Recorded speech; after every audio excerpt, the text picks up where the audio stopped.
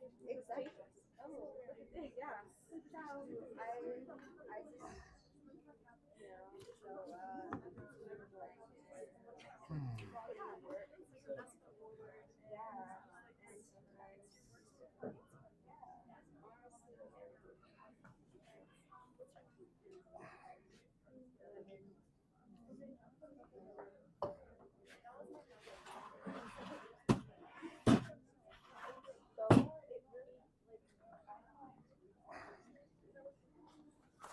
And then I was like, I feel like I'm kind of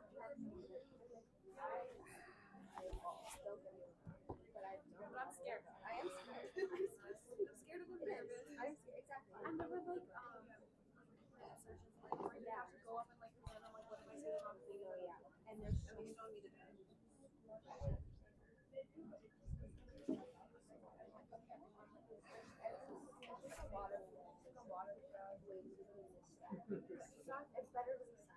Alrighty. I don't. Is this microphone on? Hello. Okay. Apparently, just needs to be closer to my face. Maybe. Can you actually hear the microphone or no?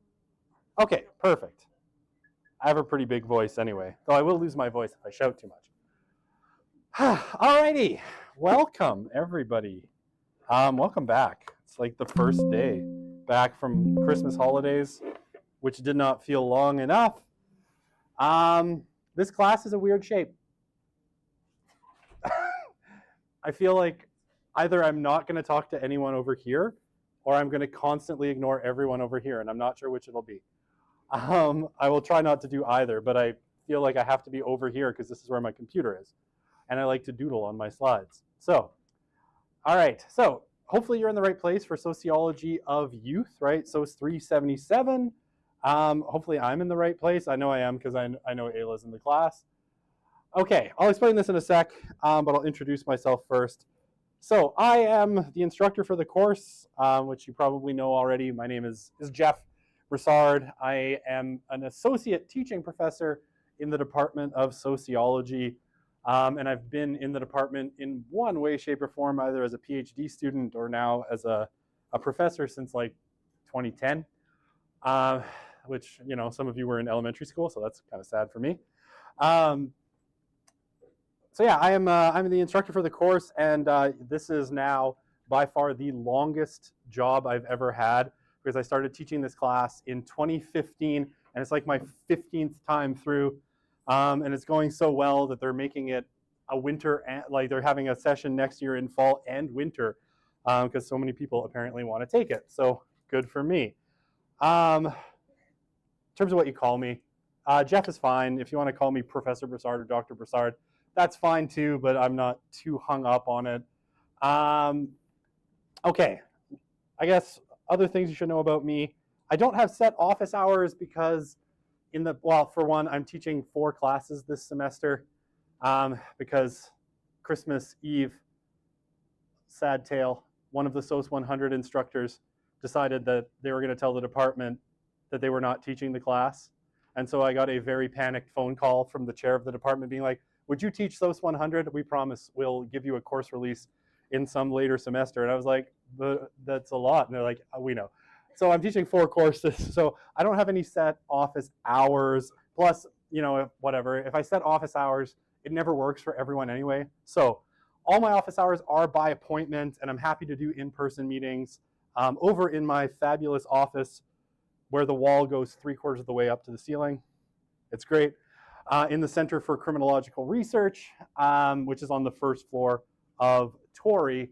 Or I can do meetings on Google Meet as well, or Zoom or Google Meet or whatever works. Very important, my email address, jrb5@ualberta.ca. You know that I've been here for a long time because this is the email addresses that they used to hand people when the U of A started using email back in the early 2000s. So I have a very ugly, very clunky email address. That's where I can send myself an email too. That's very nice.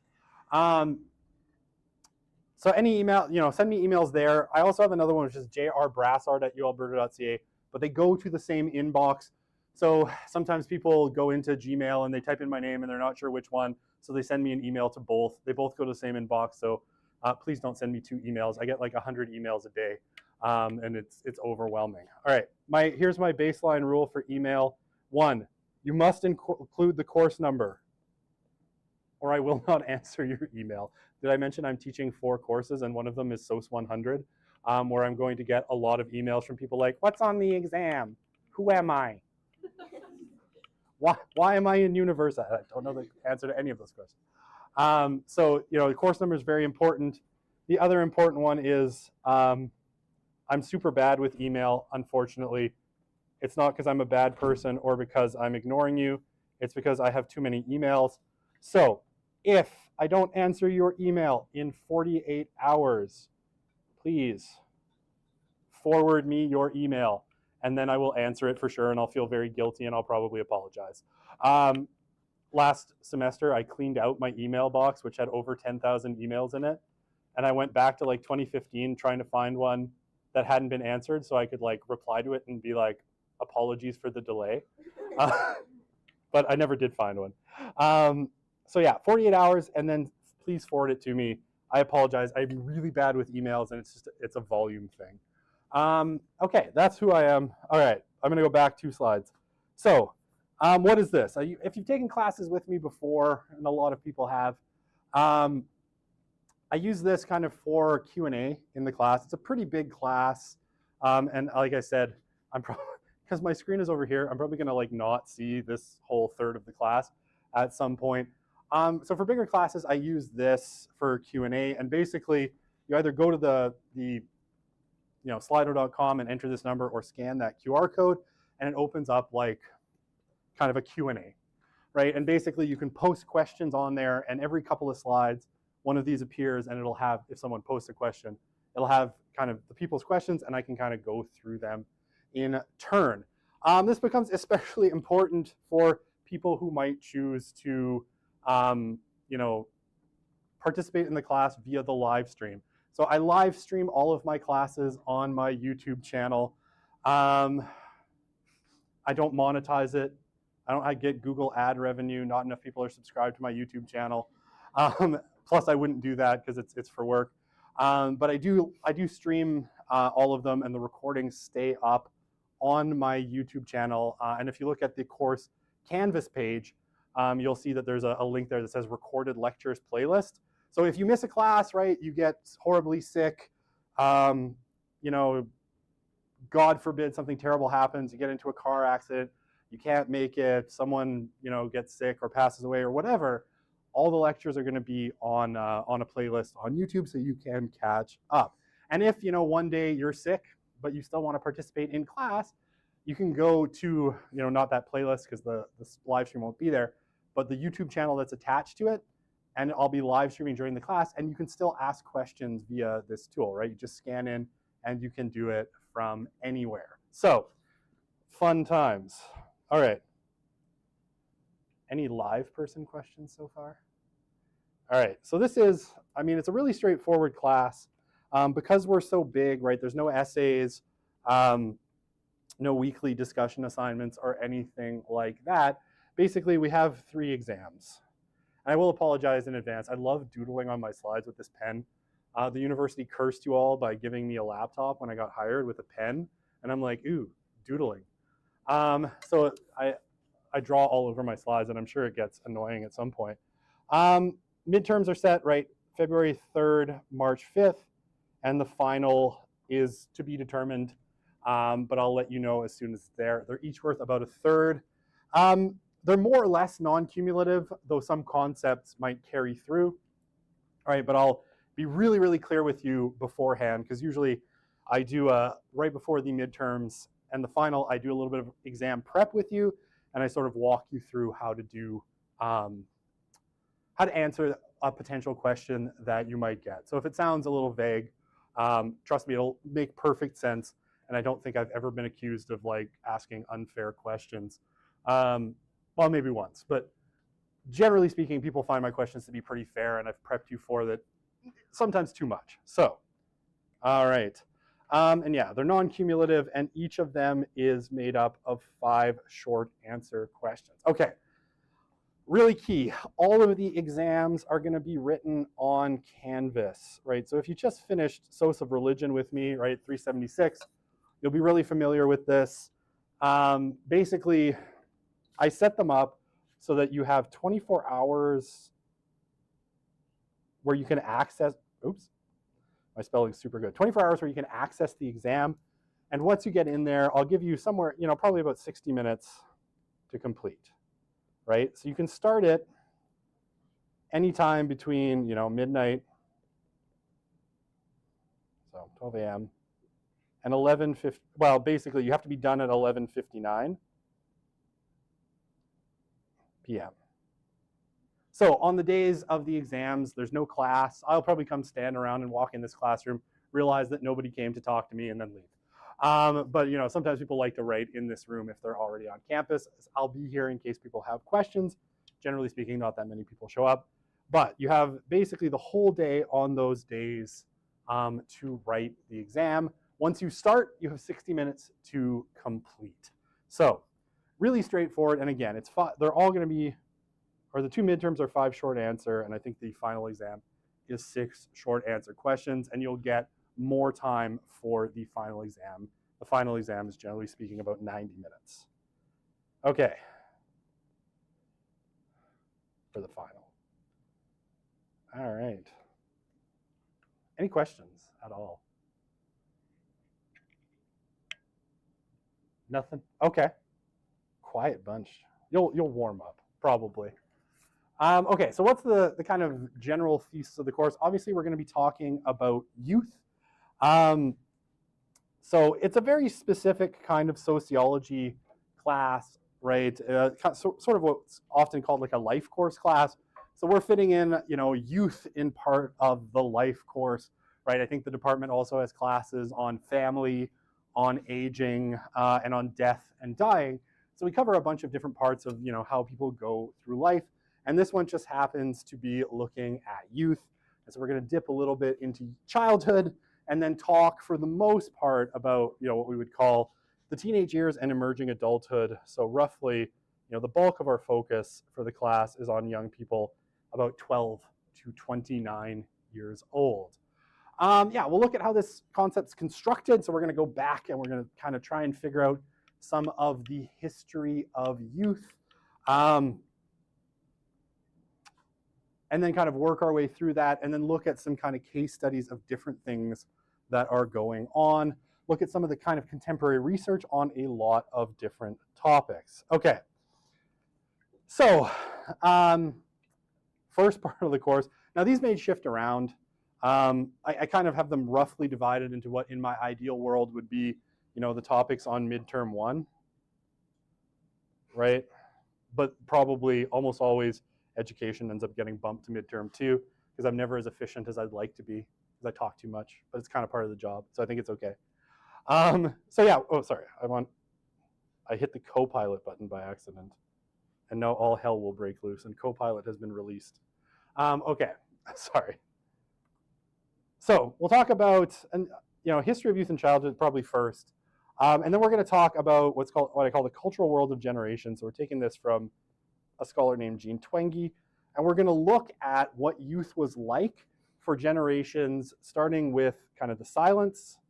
So people born kind of just around the kind of middle part of the 1930s through the Second World War.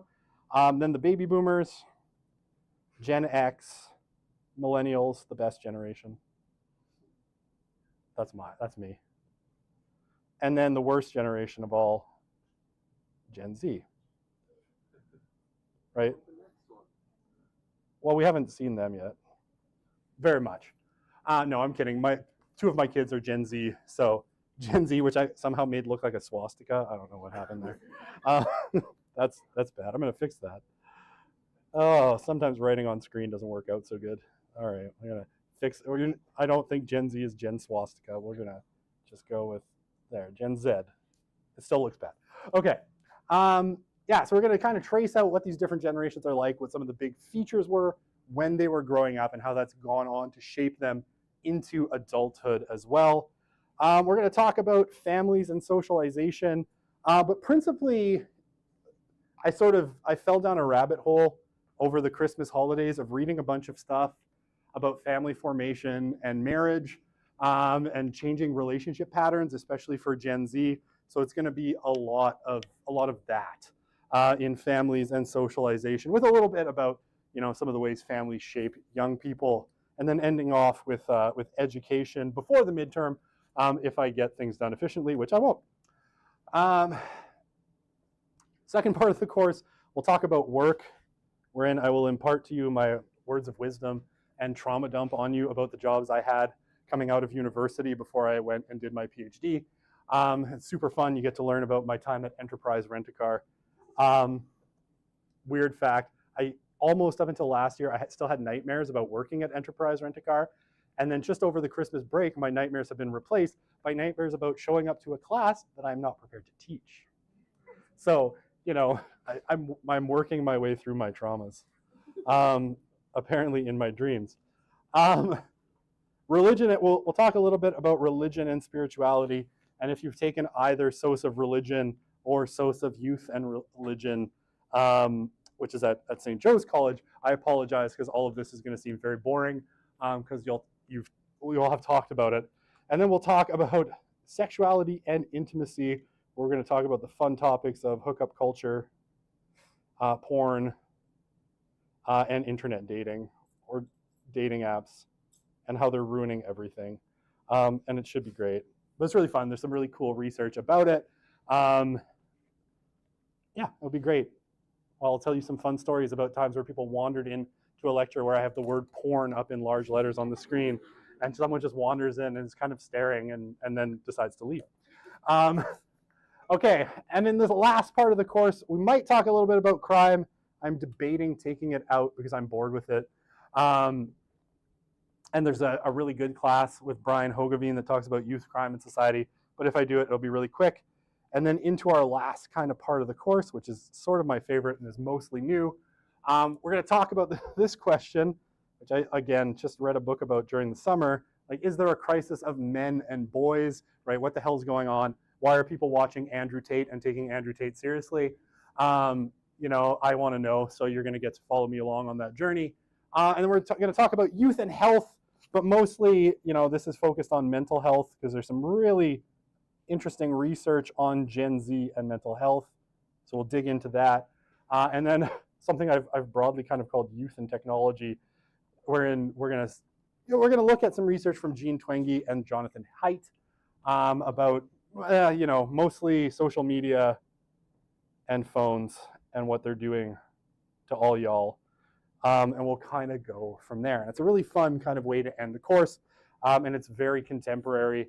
And every year I take stuff away and add stuff. And I swear to God, one year I'm going to leave this course just as it is. But this is not the year. Okay. So, and I mean, I will admit this course has weirdly kind of become my baby, where I raise it. And it'd be amusing if you wanted to look at my slides from the first time I taught it 10 years ago. It is a completely different course, and every year it changes just a little bit. So for me, it's one of the most fun classes.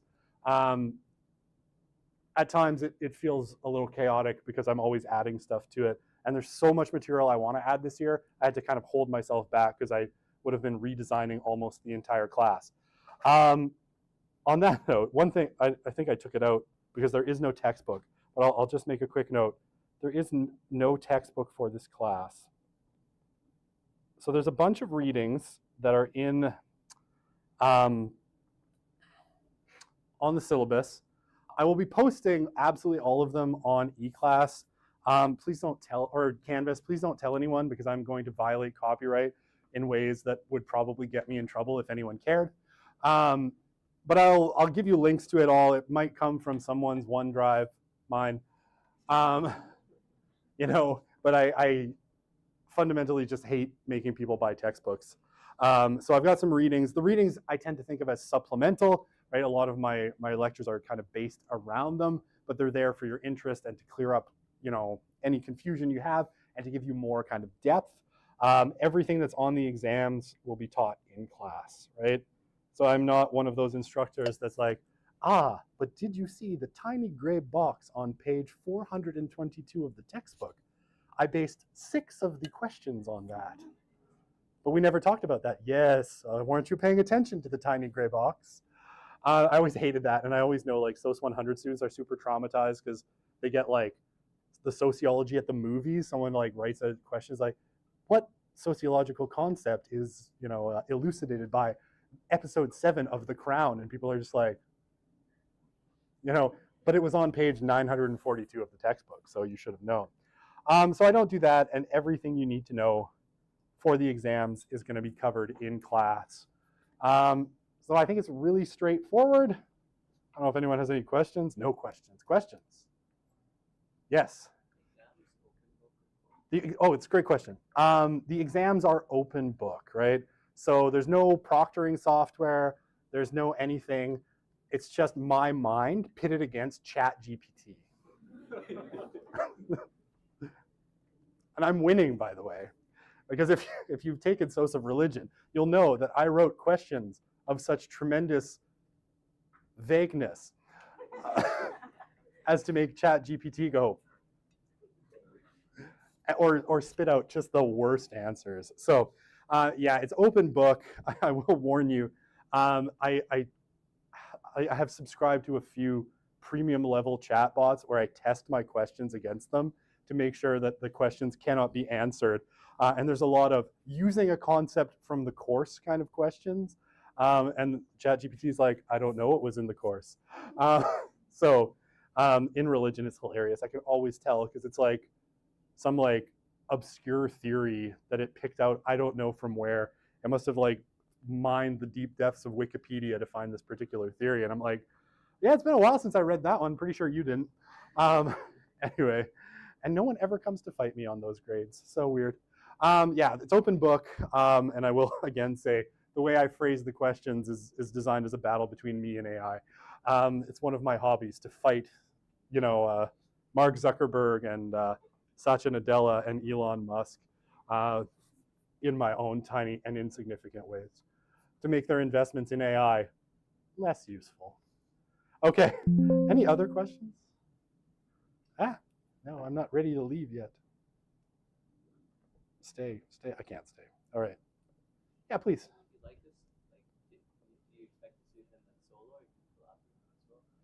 Well, okay, so collaboration would be next to impossible because it's a bank of questions. So for each unit, there's probably 6 or 7 questions, and it's going to be a random draw. So chances are you and the person sitting next to you will not get any of the same questions. You might get 1 out of the 5. So it wouldn't be a very fruitful collaboration. And you only have an hour, so it's not a very long time. Anything else? I don't know. I only used 22 minutes. I could start on course content today, but I always like to leave the first day short because I know some people want to leave the class. Oh, and honestly, this is what you're seeing is exactly kind of my style. I'm quirky and kind of weird, and I tell a lot of really, really terrible, very flatly delivered jokes. If that's not your speed, I have like 10 people begging me to get into the class who I've been ignoring since before Christmas. So, I'm sure someone else would be happy for the spot. No other questions side of the class I haven't looked at. All you saw was my shoulder, like my ear. You've been staring at my ear the whole time. Nothing over here? Okay, well, obviously, in the great tradition of sociology, we won't have a full class today. Starting on Wednesday, we're going to go pretty much buzzer to buzzer. I have to decide if I want to stay in this room. I've been offered other rooms, including Humanities L1 with the really comfy seats. Oh, aha! Okay, well, maybe not that one. I'll probably. What's that? Okay. All right, you're free to go, but no, I'll let you know if I change rooms. This room is very weird shaped, and yeah, you've seen a lot of my ear.